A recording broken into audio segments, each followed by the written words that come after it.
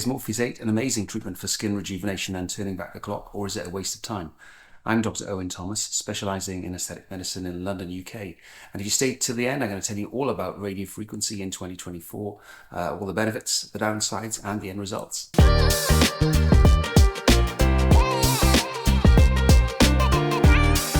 So as we age, most of us want it to look younger, and a key component to that is obviously the skin health. One of the components is collagen, and if we can get the skin looking better, then automatically we look younger and fresher. And it also makes some of the other types of aging, like loss of bone in the skull, easier to overcome if the overlying skin is good. So collagen is a key protein within the skin. It's one of the major building blocks that gives the skin its structure, and every year after the age of 20 we lose about 1% of collagen, varying from one person to another. Particularly in females after the menopause, this might get even more. So if we can reverse that, it's really important. And one of the other proteins is called elastin, and that's an elastic protein that gives the skin the elasticity. So there's lots of other collagen treatments available, like Sculptra, Radiesse, and skin boosting treatments like Jali Pro, and I talk about those in my other videos.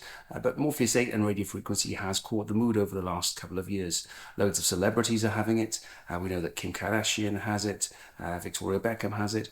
In the UK, where I practice, Morpheus8 particularly became well known a couple of years ago when Andy Murray, the tennis player's mum, Judy Murray, released photos showing a dramatic transformation over a couple of months. And you can see this here.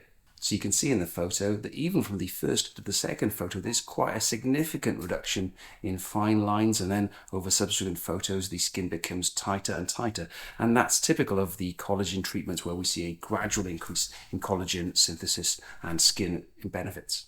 So is one radiofrequency device better than another?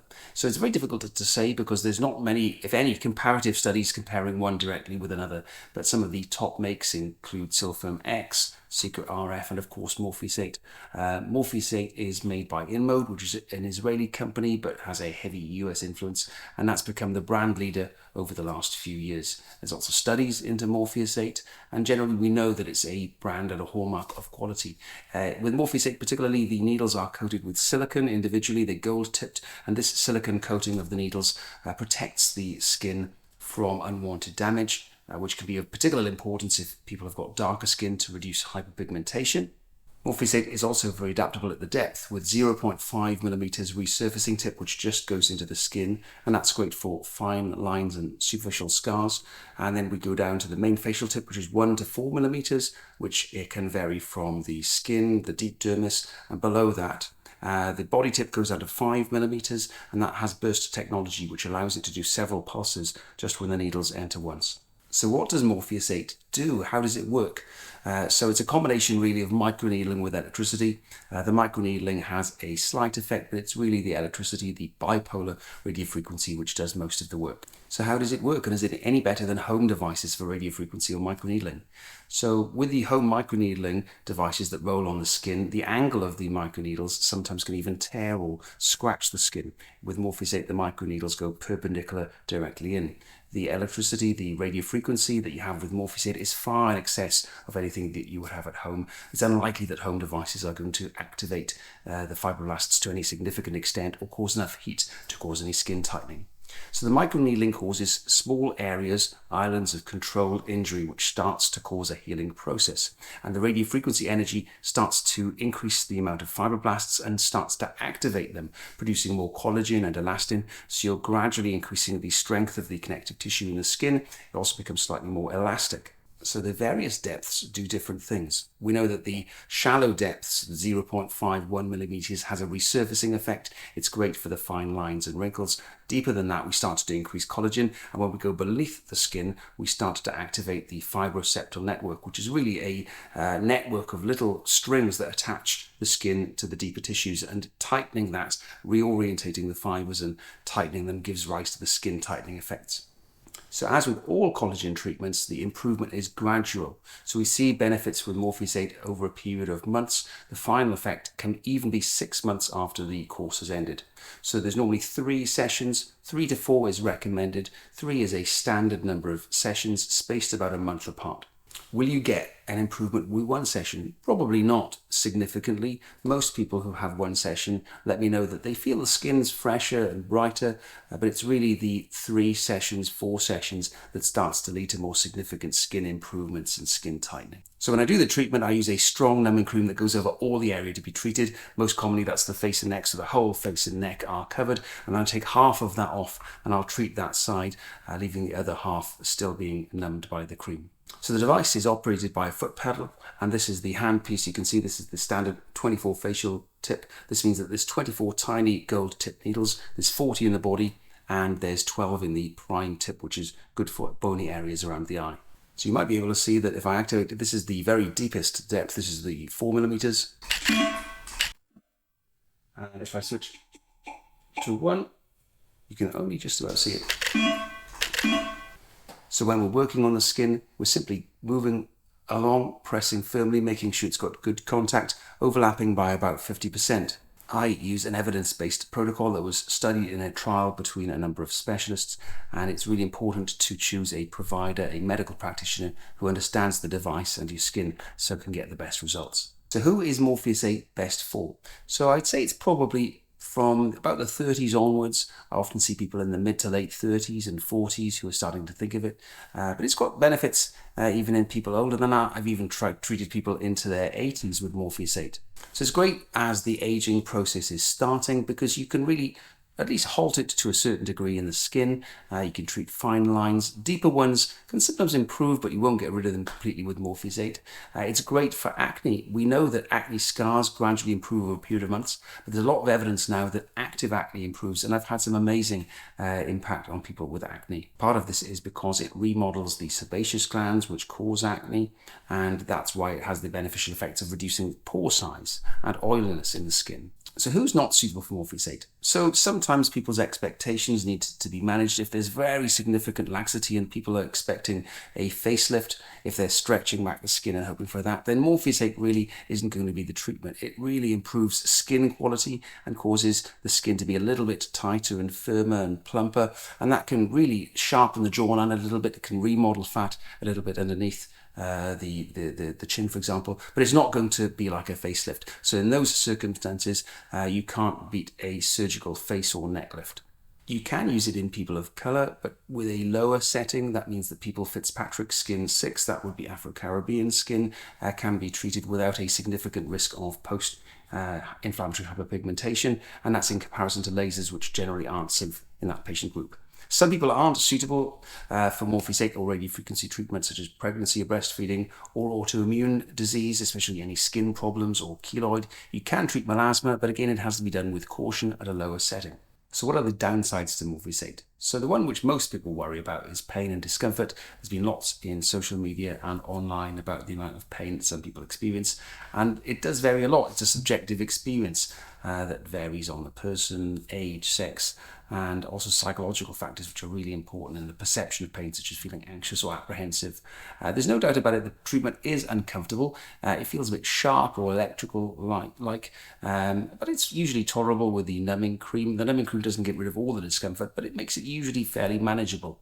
I do Morpheus8 on myself and I find it okay, but by the end of the treatment I'm quite glad it's finished. But for the course of 3 and then having 1 treatment every year is probably an acceptable downside to having the benefits that it gives. If someone wants to really try and remodel the jawline and reduce fat, and you need to go quite deep with a high energy setting, but they don't tolerate the numbing cream so well, then you can use a type of local anesthetic called tumescent lidocaine, where the lidocaine is mixed with saline and spread around so it really numbs the skin, and that allows us to use the high energy settings, remodel the jawline and the submental fat. Bruising is very uncommon with Morpheus8. All the hundreds of treatments I've done, I've had 1 significant bruise. Bleeding is minimal, if any, and it's perfectly safe for people even using anticoagulant medication or with bleeding disorders. Fat loss has been something that many people have worried about, but you only really get fat loss if you treat with the deepest settings that are really high energy, which is something you might want to do around the jawline and underneath it.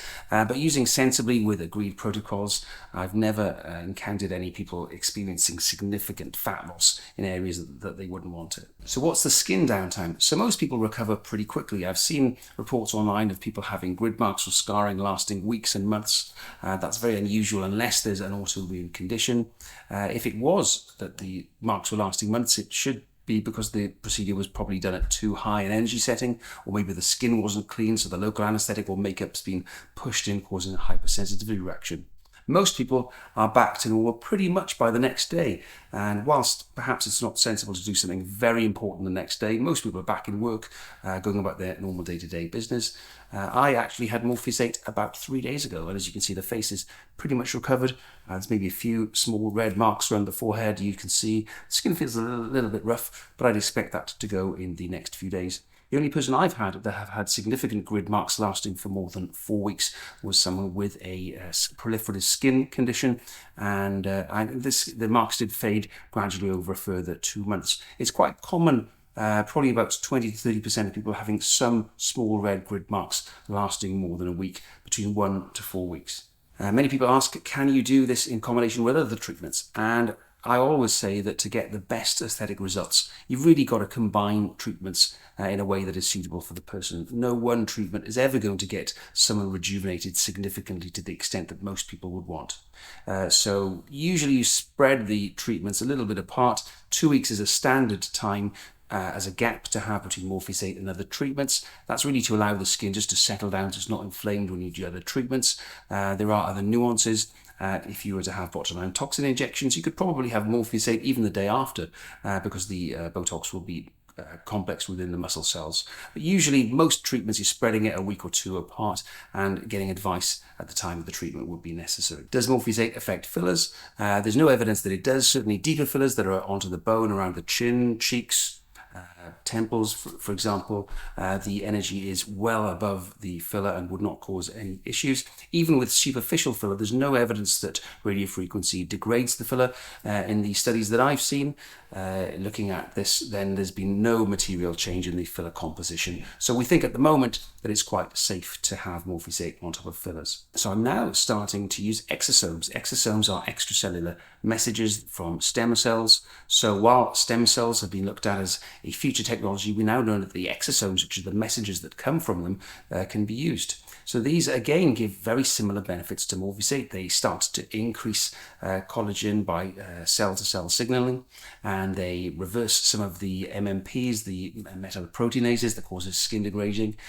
So what we do with the exosomes is we place the gel over the skin, and the Morpheus8, the microneedling, goes through the skin carrying these exosomes with it. And there have been some studies which have been really encouraging.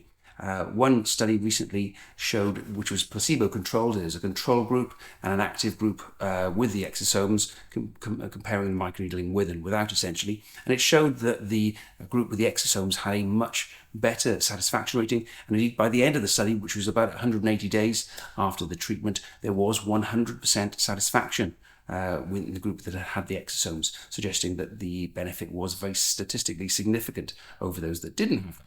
So I'm using that as an add-on. Even without the exosomes, we still get great benefits from Morpheus8, but it's something to look at for the future, as I think that will really optimize the result that you get. So once again, if you're having this procedure done, please have it done with a medical professional, someone who's registered and qualified and is experienced in doing the treatment. That goes for all aesthetic treatments, to get the best out of it and to do treatments safely and to give you the best advice that you can have.